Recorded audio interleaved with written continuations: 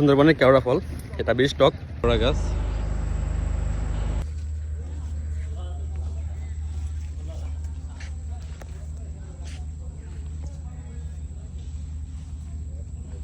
ভাই সাবধান, পড়লে কিন্তু ডাইরেক্ট পেটে ঢুকবো। আরে এটা ডাল দিয়ে রান্না করে খাওয়া যায়, খালি খাওয়া যায় না ভাই।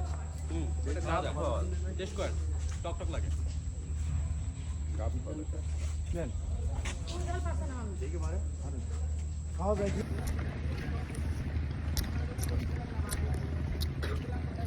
খাচ্ছি সুন্দরবনের কেওড়া ফল, এটা বেশ টক, ডাল দিয়ে রান্না করলে বেশ মজা লাগে এবং এটা বানর এবং হরিণের প্রিয় একটা খাবার। বিশেষ করে এই সময় হরিণের মাংস টক লাগে, কারণ হরিণ প্রচুরই কেওড়া ফল খায়, যার কারণে হরিণের গোশত তো টক হয়ে যায়।